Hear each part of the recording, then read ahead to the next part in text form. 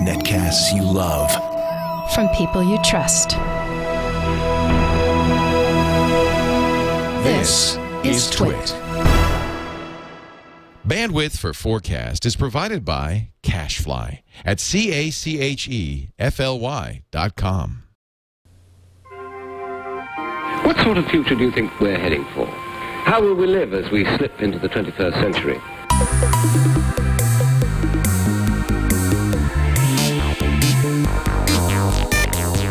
Welcome to FourCast, episode 53. I'm Tom Merritt. And I'm Scott Johnson. And this is the show where we gather four people together, two of which are me and Scott, two of which are guests every week, to try to talk a little bit about what we think might be happening in the future of our world. And we're very happy to have a couple of great guests today. Joining us from the 20 Questions podcast, Nick McKinney. Welcome to FourCast. Hello, welcome. Thank you for letting me sit in your questionnaire chair. Yes. And this will be fun. The question tables have been turned. Also joining us, very excited to have Phil Plait, the bad astronomer and host of a new show on the Discovery Network. Well, a pilot. We'll see if it turns into a real show or not. I'm giving you the benefit of the doubt. It's going to happen. Can you see into the future? I predict. Yes. Well, usually I don't make the predictions. That's why we make guests on here. But yes, damn it, I want it to happen, so I hope it does. And Phil, we're very glad to have you. Thanks for taking the time to be with us. Oh, thanks for having me on. I've got an email here from someone who would like us to call him the Good Doctor. The Good Doctor, eh? Yeah, I think his name's like Frank or something. It's better than the Bad Doctor. He says, "Hi, Tom, Scott, and guests. I have a short-term prediction about wireless power. I feel like giant Tesla coils for neighborhoods or city is very far away, but how about for the home? People are already accustomed to getting internet wired to their house, then the signal going through a wireless router. Why not the same model for wireless energy with a home-sized Tesla coil? The same way I take my laptop from room to room and stay online, I could move and stay plugged in. Combining the commonplace idea of home wireless networks with something as futuristic as a ubiquitous Tesla coil could be very close." What do you think? This doesn't seem that far off. And in fact, aren't there technologies like this in the works? And haven't we talked about this on, I'm having FourCast deja vu big time about this prediction. We've definitely talked about wireless power before, and there is a form of wireless charging, and there's some wireless power being experimented with, for sure. Yeah. All I know is I went on a mini vacation a little while ago, well, a couple years ago now, and it was the first time I'd ever gotten my hands on internet through the wall, but it was done through a power outlet. So you had kind of a modem that went right into a power outlet, no other cables, no patch cables, anything like that. And that modem then patched into my notebook, and I had really fast internet in this very remote cabin. And I remember being sort of blown away by it, thinking this is the future. And it doesn't seem like I've seen much more about that since. And I know it's kind of the inverse of this, but the idea of power and internet being sort of interchangeable, in other words, information and the power to get it to us all kind of being in the same atomic stratosphere, makes a lot of sense to me. Mm-hmm. Yeah, definitely. The one thing that I see out of the situation is Tesla coils put off a lot of magnetic energy, so we're going to have to also look to see if it's going to cause any harm to us. I know that they say, putting a phone to your ear is not going to cause any problems, but I mean, this is a whole different thing, and it's a whole lot more wattage. So we're going to have to look at that as a health aspect of we're going to be walking around all this wireless energy. The only other thing I could think of is you go into Star Trek or Star Wars when you have those big beams of energy that you get in front of, it'll fry you. So, I mean, how do you do the difference, and how do you keep them separated where you're not going to get hurt in a health aspect? So, Phil, what do you think of small home Tesla coils? Well, how much time do we have? As far as I know, Tesla coils take energy. They don't actually beam energy. You're pumping energy into them, and then they just, they spark out. And I don't know if that's really a great way of moving energy around. Not very efficient, is it? No, and it's the wrong kind of energy. You can generate electricity that way, but it's a huge power loss. The way these small appliances can be recharged, I have an electric toothbrush that you stick on a pedestal and it just recharges itself. That's by magnetic induction.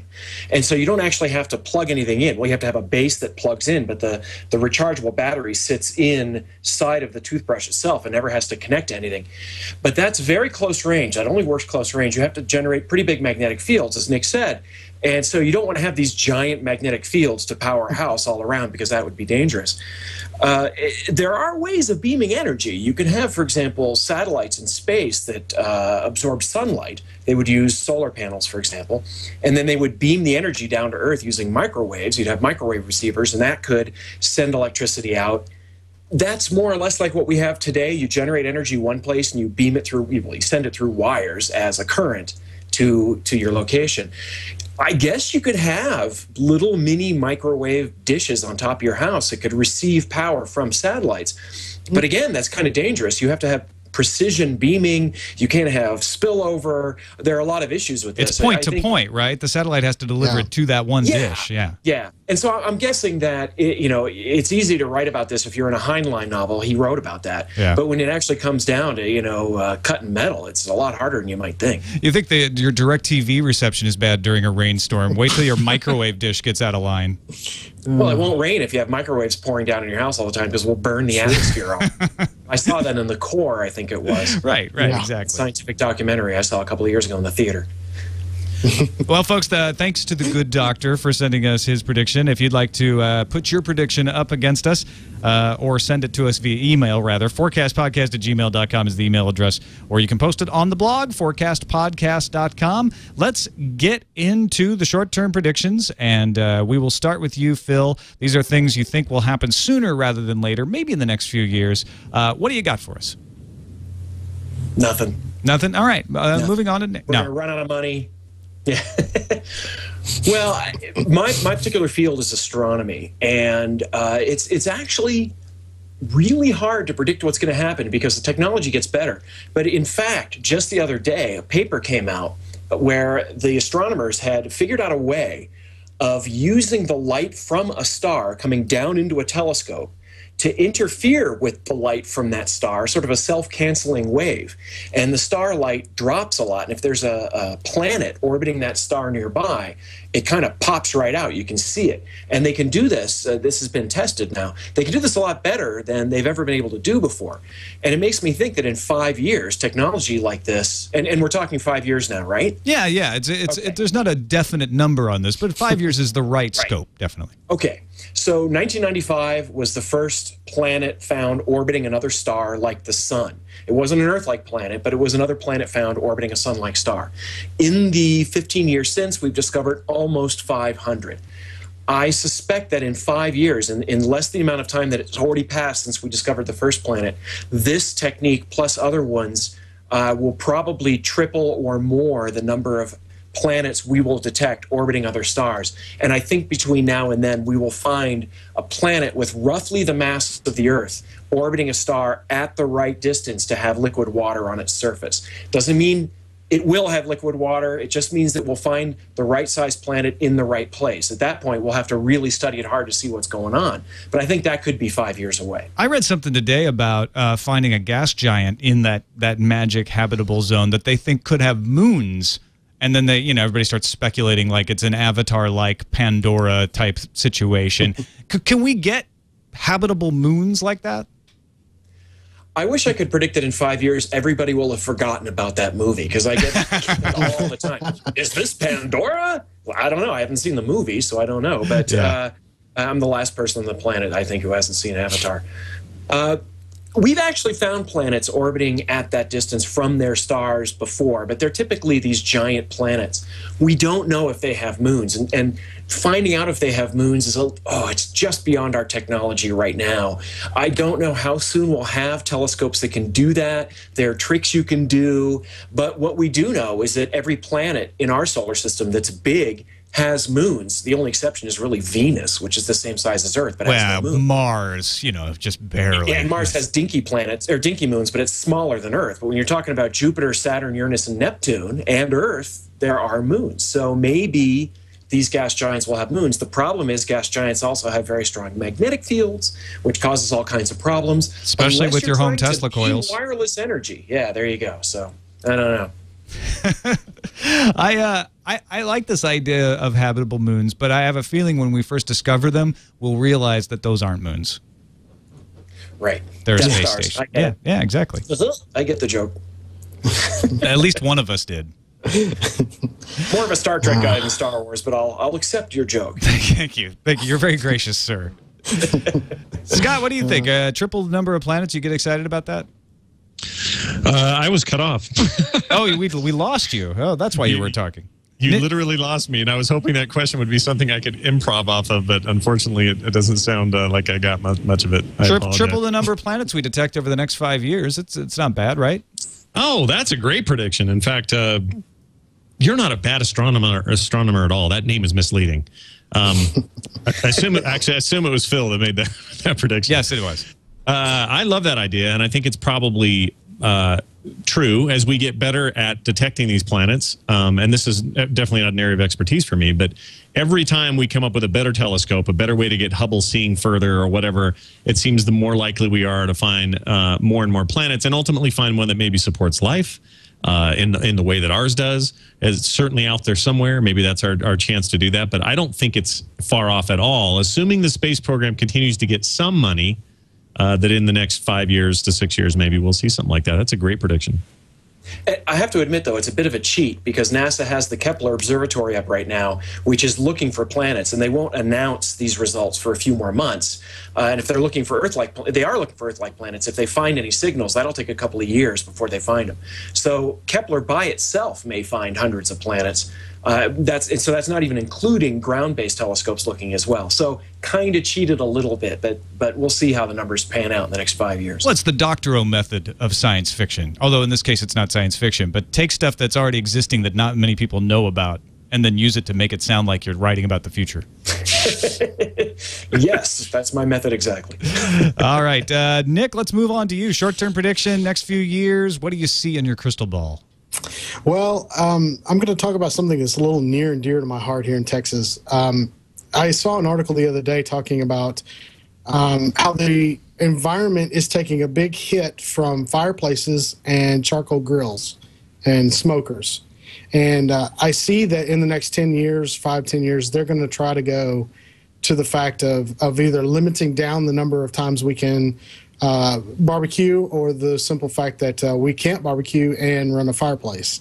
And it's just very odd to see the numbers that came out from a study in Rice in 2003 and then 2009 again, both saying that what happens is the acid that burns off of the burgers with the charcoal that's, sawdust and a bunch of other things actually is helping pollute Houston in a much more manner than they ever thought it actually would.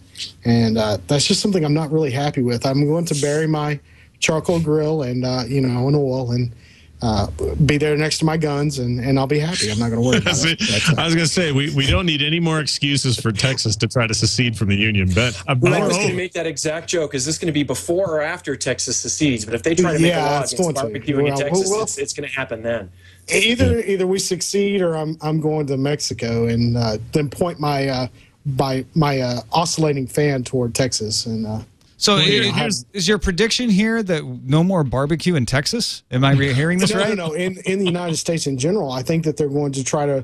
They're on this big, huge clean air push, and I can agree with it in a lot of aspects. But now they're going to start turning to the little things that they can really control, and they'll put a tax on charcoal bricks or whatever they want to put a tax on, and I can see that really kind of starting to happen. So what do you need any of the proof to be super compelling before, like what would it take for you as a Texan born and bred into barbecue like no other state in this union? What would it take for you to see whatever science is provided? And I'm not even saying that they ever will, but if they did, how much of that is enough for you to go, oh yeah, these burgers are taking Houston down? What do you do? Well, it's one of those things of you've got to change your lifestyle, and it's not just me, and not just Texas, but everybody in general. I mean, there's several states around us as well that barbecue, and long term, it's a life changer. So either you accept the life change, or you go around it illegally, or you take a hit and go to another place, another country, I guess. Well, this is really going to drive the spray-on barbecue flavor industry. New technologies arise. The smoky flavor. times. It's right. the smoky flavor in the microwave, yeah, that'll be perfect. I'm all for that.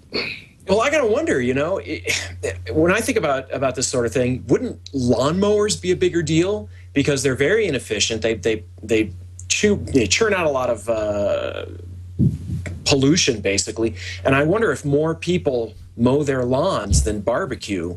I'd like to see numbers like by barbecue tonnage. Is a household. That's it's a household thing here in Texas. So, but we do have yards. We do mow our yards.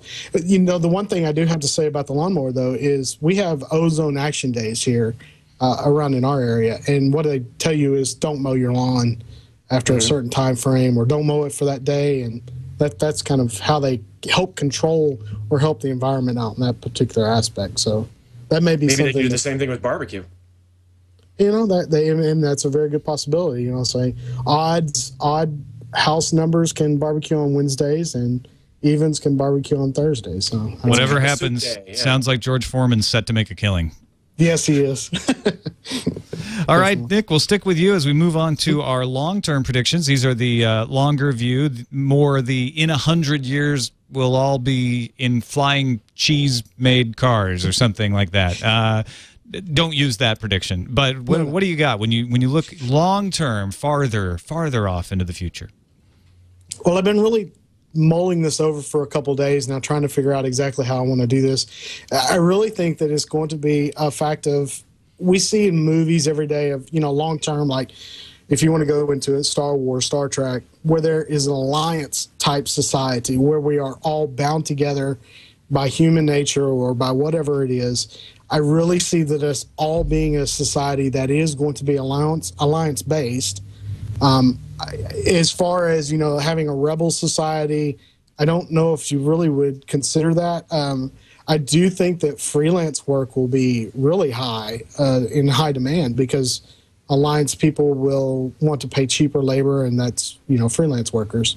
And no matter what we do, if it's in, where we are traveling the stars or whether we're here on the planet, I think that we're going to have a one-type society, and that's kind of where I wanted to go with that.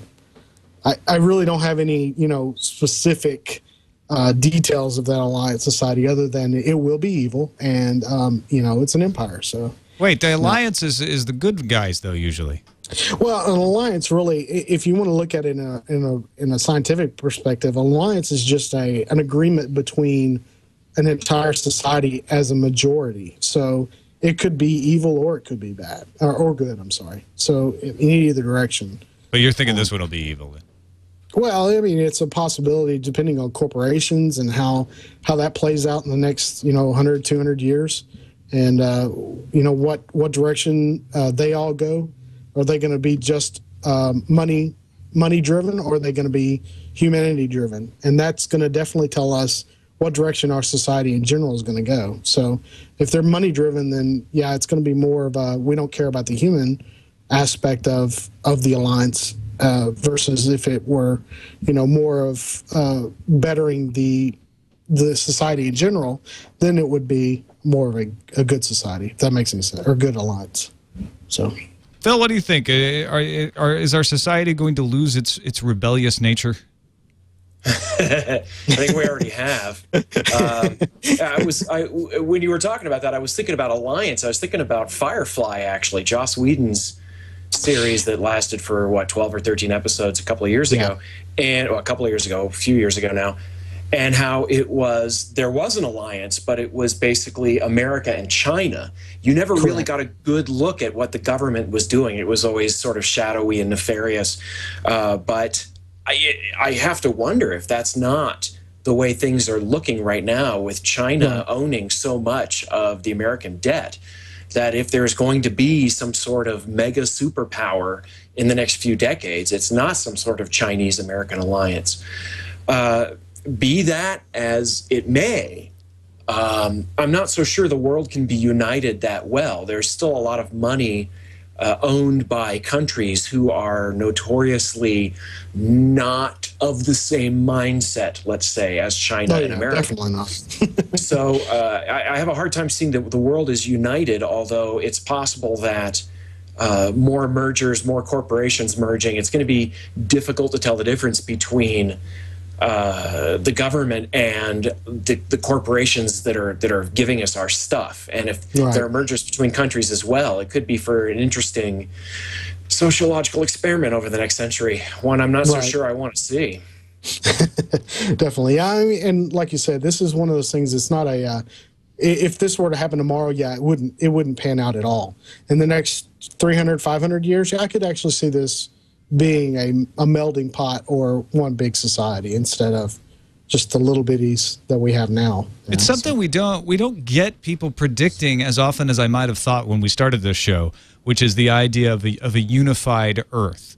It's gone out of fashion. It was a really big thing in the middle part of the century, especially after World War II, to think of the United Nations eventually leading to a world government, and it was very non-controversial for the most part. Now it's become this anathema, this sort of idea of tyranny, that one world government can only lead to bad things.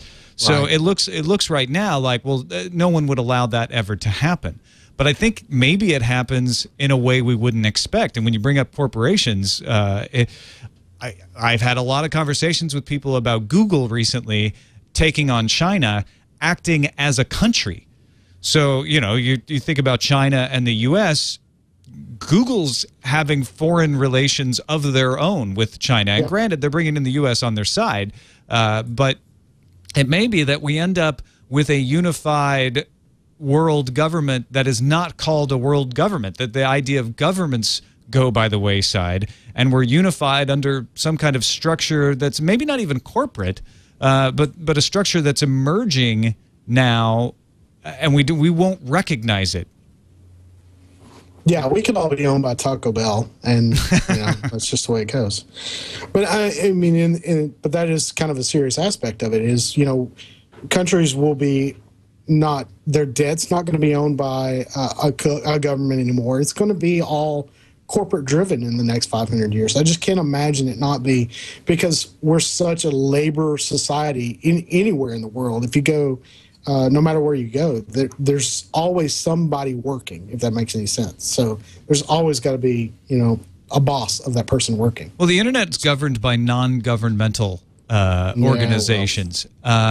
What if that eventually turned out to expand its authority and under the manipulation and influence of corporations and stronger governments ended up being how, sort of the Trojan horse for world government?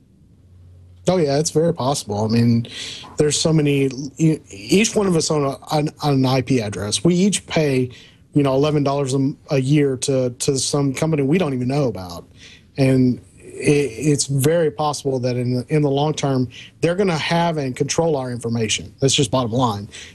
They can do it any time and just move around. So it's very Phil, do you think easy? Phil, do you think we ever get to a one world situation?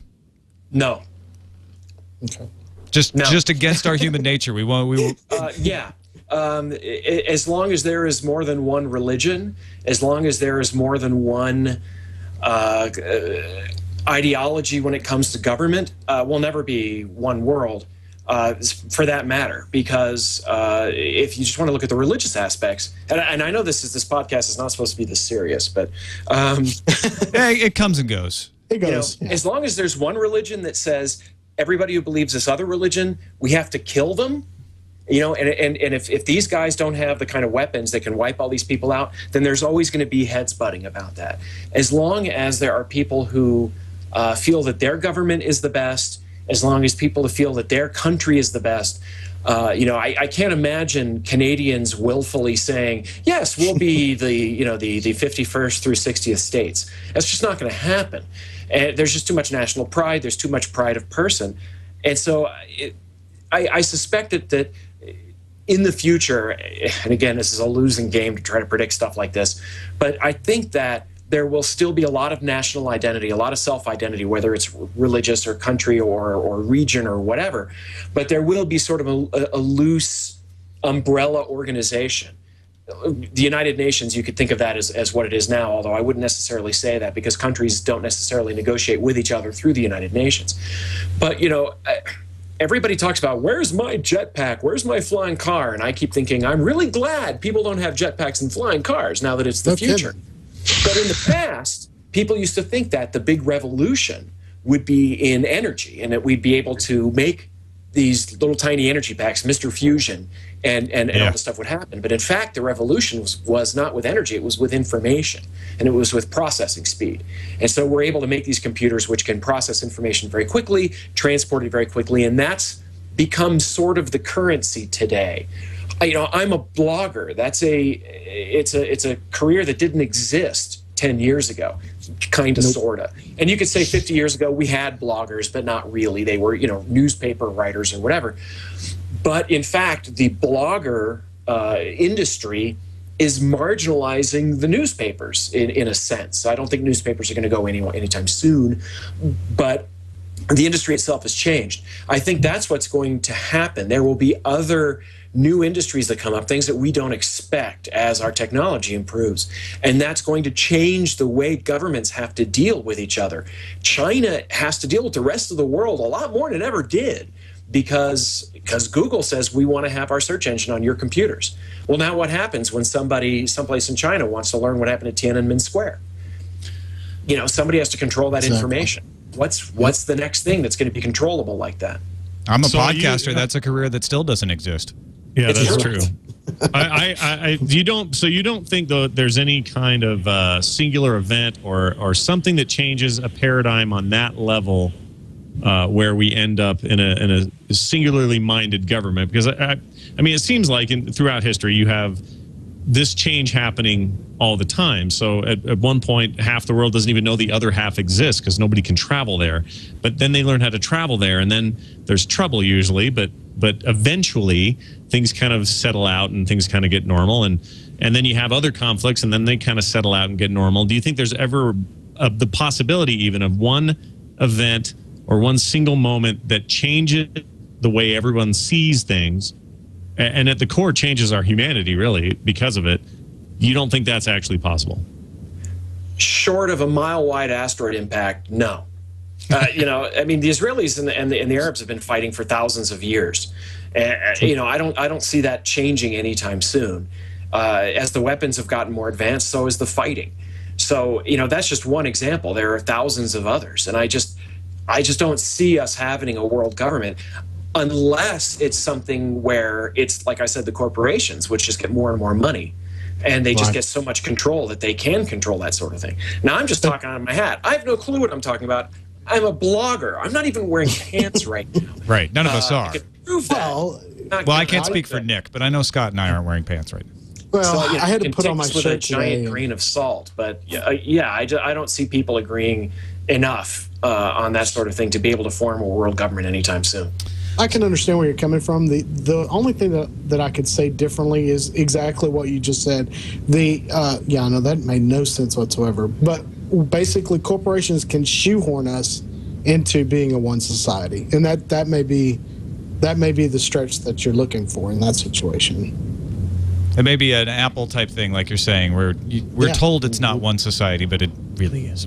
Yeah. All right, let's move over to your long-term prediction, Phil. A giant grain of salt, perhaps, or some other thing in the long-term future. What do you see coming?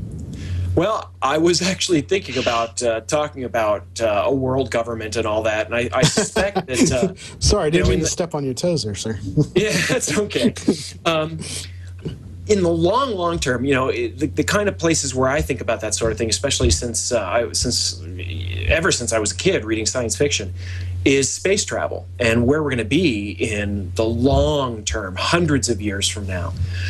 And it's technologically possible to colonize the moon. We already have the technology to do that.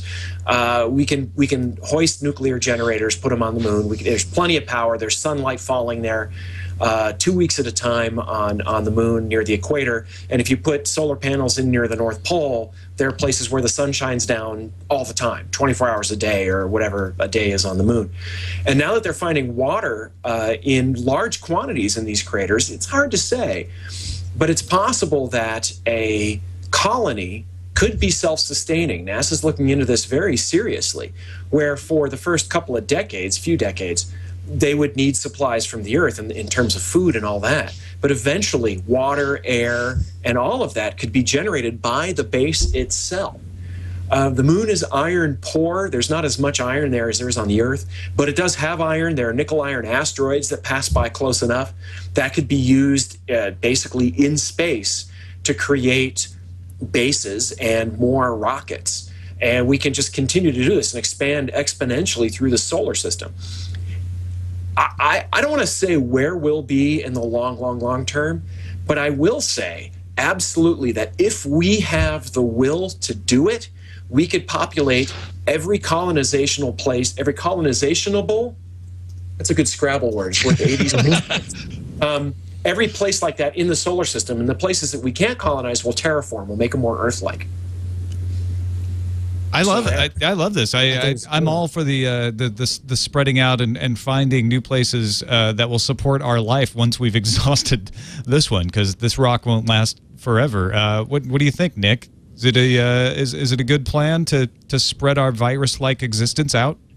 Oh yeah, I think it's a very good idea that we continue to multiply the human race and go out forth and create maybe new colonizations in different societies in general. I think it's a good idea to not only colonize the moon, but let's go on into Mars. And I agree that the moon is a stepping stone to Mars, and that's what NASA has been saying for several years. Is we need to go back to the moon so that we can get ready to go to Mars. Aren't we just creating rebel bases that will try to overthrow our alliance by then, though? Yes! That's good! Yeah. Not to bring Heinlein up again, but read Moon is a Harsh Mistress. Yes, exactly. It's a good thing. Awesome. A little revolution now and again, you know? That's exactly what I knew Tom was going to probably say, but I was thinking the same thing. But aren't we, little devil's advocate here, aren't we every time we try to expand in that way? Not that we've tried real hard to get to Mars, but when we do, won't we just be shifting? Like you're worried about the next few years when they're going to make you stop barbecuing, as sacrilege in Texas as that may be. So then you're going to go to Mars and barbecue for a long time before anybody says anything. But ultimately, they're going to say something again, and then people are going to get out of there again. I mean, are we just doing it because we're eating up these resources so fast that it's better that we spread and eat up everyone else's resources so that we can exist as a human race? Or do we ever slow down and go, well, you know, maybe we should figure out how to better use what we have? Are you contrasting us to locusts, sir? Is that what you're trying to do here? A little bit, yeah. I mean, I understand where you're coming from, and yeah, I agree. If we spread ourselves out, we will be consuming the entire, whatever colonizations we have out there. And once we get rid of those resources, you're exactly right. We're going to have to move over to the next one and the next one and the next one. And then, 3,000 years from now, we're nowhere near the same society we were, me out in the backyard barbecuing. So it does take away from humanity. I agree with that. But. Well, all right. I'm not too concerned about polluting the moon, though, to be honest. As a scientific laboratory, I'd like to keep the moon as pristine as possible.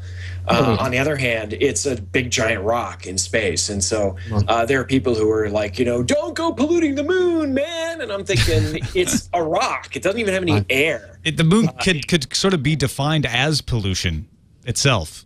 Technically, yeah. It's just a space rock floating out there. Nobody asked for it to be here. It's just kind of doing its thing. Just a big piece of iron poor gunpowder smelling space trash. Yeah, but the good thing is it catches all the asteroids that come to the Earth. So, I mean, it's a protection racket. It's a good reason there. If we go to Mars and we find primitive life, that's a different story. Mm-hmm.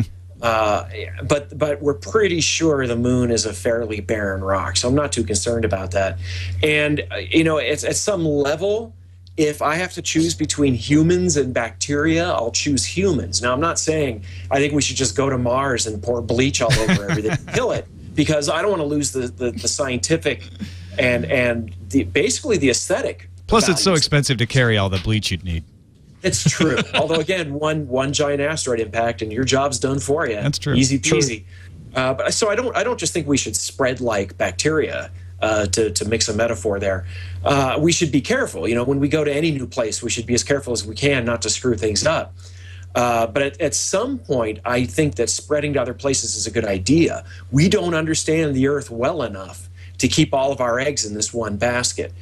Moving to another planet, I think, is a really, really good idea, because I'd like to make sure that humanity, or whatever it will become, will become in the next 1,000 years, has some chance for prosperity in this universe millennia from now. And then finally, the mole men can inherit the Earth. That's right. Chud, I think, actually, but mole men are good too. Yeah. Yeah. All right, let's move on to the crazy ass predictions. One really far out there forecast, like in 2,000 years, we'll all be made of bread or whatever. Time frame doesn't matter. Just take the leap, and Phil, we'll stick with you. What's your crazy ass prediction?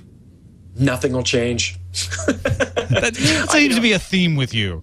I know, and you know why? It's because when I look back 2,000 years, when I look back 50 years, I see people arguing over the same dumb stuff. Now, there are different things going on now. We're elevating dumbosity to the level of putting it on a pedestal now, where people get their own TV shows and even get elected to high office who don't understand the very Constitution they're sworn to defend. But when you look back at 2,000 years ago, the arguments are over the same thing. It's over land, it's over food, it's over people, it's over what I believe versus what you believe. We're just getting better at fighting these sorts of things. I don't think we're necessarily any smarter about it. So we might very well be colonizing other planets. We might be doing other things. But I suspect that when it comes down to it, it's not going to be the squeaky clean Enterprise D that we saw on Next Generation. It's going to be more of a Firefly thing, where there's still going to be fist fights, and there's still going to be people arguing over this, that, and the other thing. There's still going to be jealousy. It'll just be on a much more sophisticated level. That's crazy. Plus, this gets me out of having to think of a real prediction. So, people will still be lazy and do things at the last second. That's my prediction. These kind of predictions, we get them occasionally, and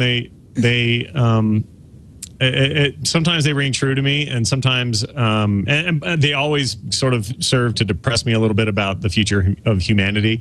And I always come back to this thing where it seems like our basic humanity does not allow for us to see the truth of what others see the truth as. In other words, your definition of dumb, for example, might be somebody else's definition of reality, and they don't think it's so dumb until and I'm not saying that you're wrong or they're wrong. I'm saying until we can figure out a way to come up with what is absolute dumb or what is absolute not dumb. The Platonic ideal of dumb. Yeah, like we have no way of I don't have a good word for it, but there's no way to. It's all, since there's no real such thing as absolutes to most people, or in other words, their absolute is different than my absolute. I don't know when we get there. So I hate to say this, but I kind of think your prediction is mostly true until we can figure out a way to say, nope, this is, what we're both saying is wrong, because here's the thing that is totally right. And until someone can do that, I don't know how we get out of this rut. You're right, except that you're right up to the point where the last thing you said, I think, because we already know a lot of things that are absolutely true, and yet people still deny it. The Earth is round, it's 4.5 billion years old. There are a lot of things that we absolutely know, that there's still a huge segment of the population totally denies that. They're just, that's all they do. So until we can figure out a way of actually communicating that information to other people, I think you're right. Well, there are a few things we have gotten better at over the years: multiplying and living longer. And not multiplying, for that matter. Well, that's true. Actually, we've gotten pretty good at that in the developed world. The developing world's starting to catch up with us. So you know what it's going to be 1,000, 2,000 years ago? It's going to be, your 14th dimensional easement is overlapping my 15th dimensional portico. We're going to go into brain battle. Like that. That's what's going to be. That's my prediction. The brains of abrasion belong to the empire of the founders. Or something like that. All right, let's move over to you, Nick. Your crazy-ass prediction, when you look into the far, bread-filled people future, what do you see? The thing I see the most... Wow, it just pixelated. The thing I see the most is we're science-driven society. We're always looking for that next discovery. And I think that we're going to drive ourselves to the point of extinction. It's just going to be some catastrophic event.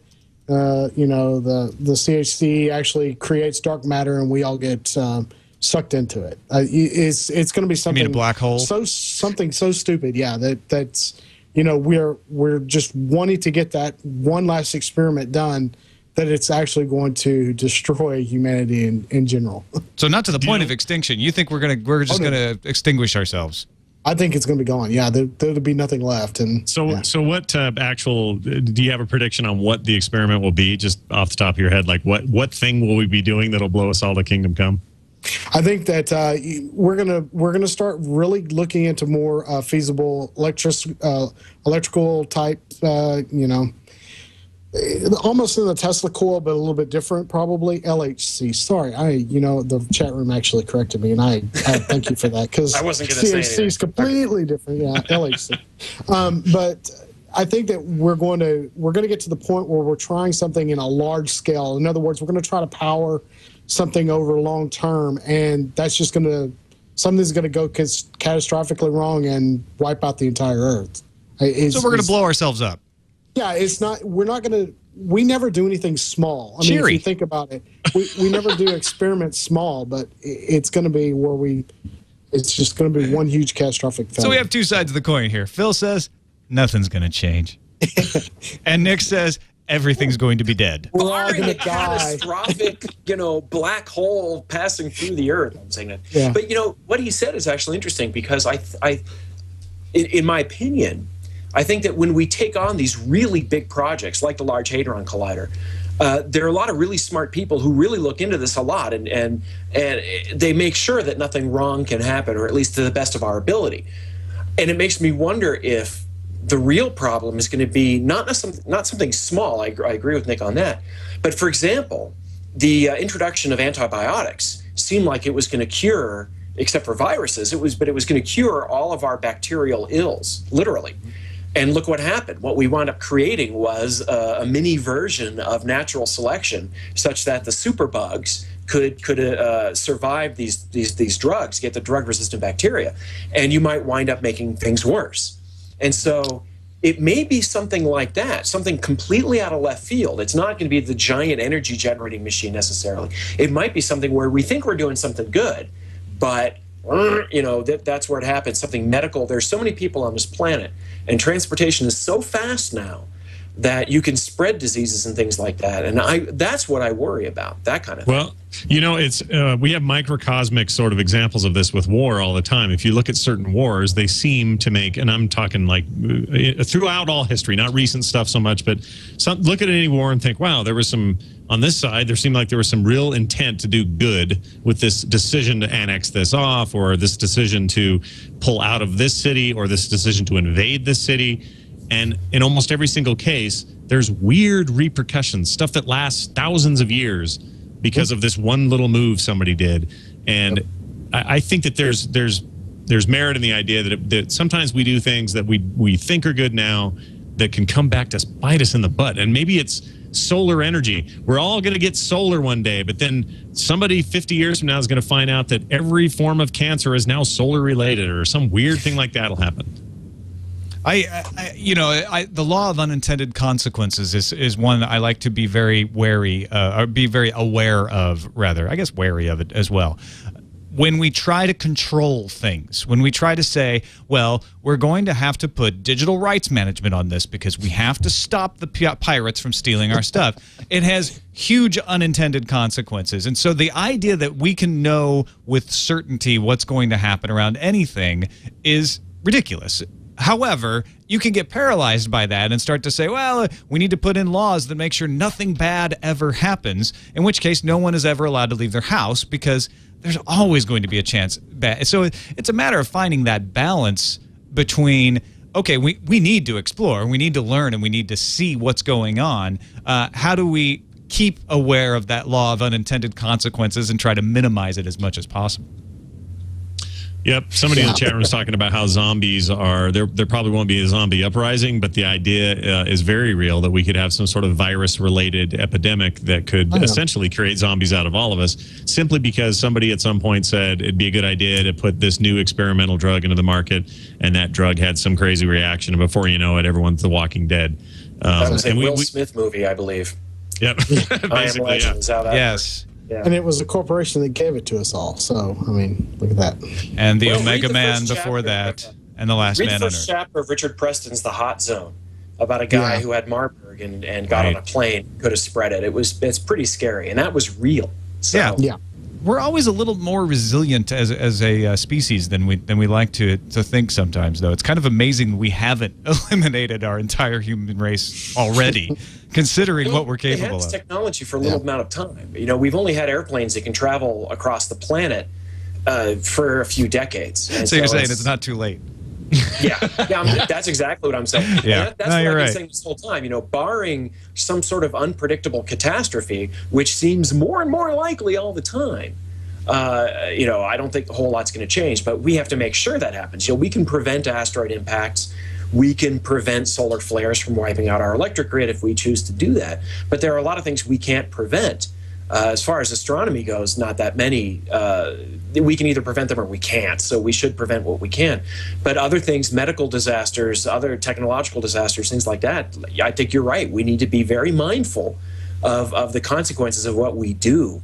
The problem is the law of unintended consequences is unintended. Yeah, right. That's a decent adjective. I think that's an adjective. Somebody in the chat room, Tondagosa, just made the point that we are the virus that wouldn't go away. If you want to think about it in that way, we are this super resilient form of life that the Earth just can't shake off of itself, and it's a weird way to look at it. But it's kind of you know, there's some parallels there. There's a George Carlin saying somewhere in there too. Not really entirely sure. Yeah, right. Shake us off like fleas. What are you gonna do?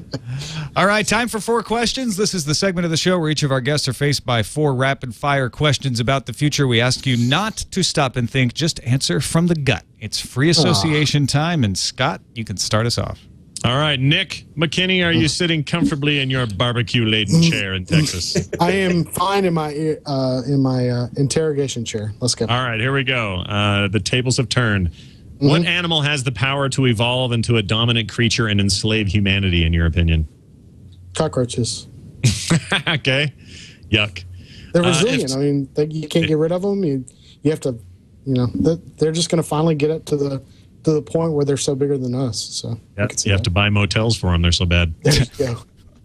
If time travel were possible and you were to jump into a prehistoric jungle, what time of day would you jump there? Well, I would want to be able to see what I'm, you know, going to be eaten by. So I'm going to have to say during the daytime, you know, like noon or so. More barbecue. When our robot overlords round us up, what will they nickname you? Not the brains, that's for sure. They'll probably nickname me the barbecuer. All right, fair enough. The execution person. As long as it's not the barbecued, you're fine. Yeah, exactly. We're staying on topic. I like it. Finally, the cheese of the future: creamy, sharp, or runny? You know what? It's actually going to be runny because it'll be in a tube. So very nice. Very nice. All right, good job. Tube cheese. Lovely. Yum yum. Good times. That sounds dirty. Yeah, and it probably is. The law of unintended consequences strikes again. Phil Plait, are you sitting comfortably? Yes. Good. Then we'll begin. Question number 1. Okay. In the year 2075, who will win the World Series of robot soccer? The 1001-1000s. I hate those guys. They always win. I know, it's terrible. It's like they either win or lose. It's binary. They just buy their victories.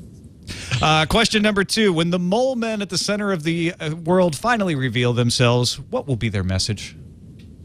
They'll say, send air conditioning. It's freaking magma, man. Yeah, it's hot. Hot in the core. You try living here. Question number 3. How many more body part-shaped objects will astronomy discover in the next 10 years?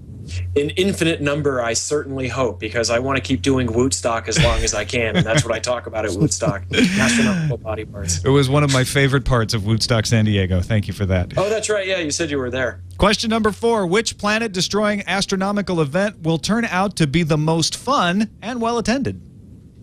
Oh, well attended. Well, a gamma ray burst would certainly wipe out everybody on the planet, so that would be well attended by definition.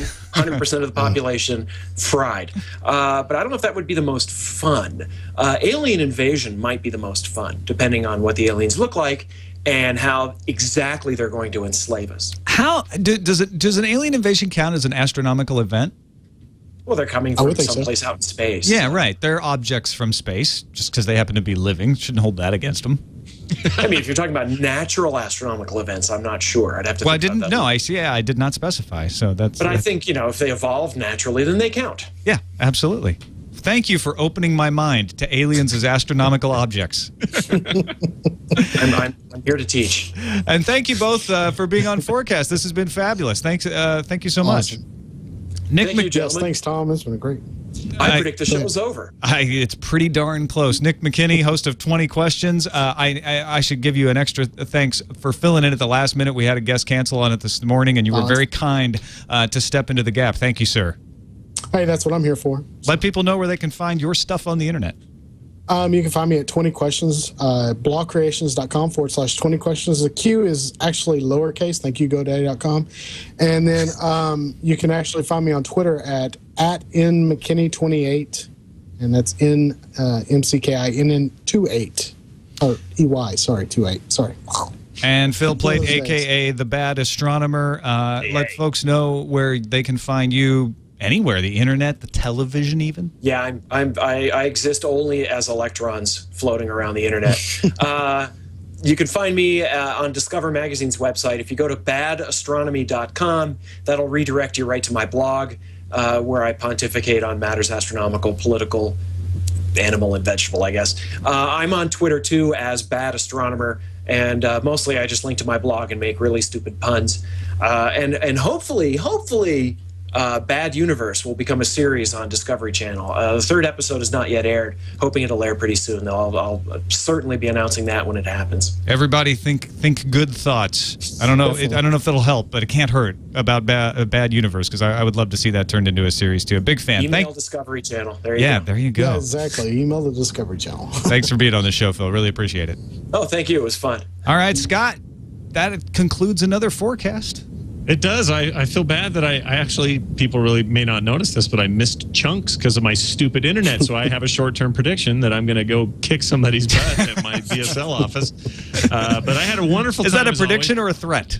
It's more of a threat, I guess, than a prediction. But I do want to say this before we leave. You always say, so Scott, any business we need to take care of? And by gum, Tom, I have some business to take care of. All right.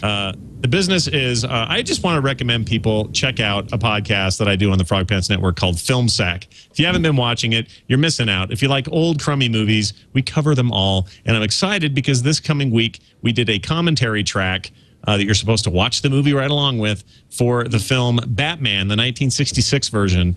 It is hilarious, and I highly recommend it. So there's my plug for the week. And it's always a pleasure to be here with you, Tom, and our guests. Thank you very much, sir. Don't forget to leave comments at our website, fourcastpodcast.com, or you can send us an email, fourcastpodcast@gmail.com. Until next week, we'll see you next week. Bye. Bye. But tell me it's 32 years away.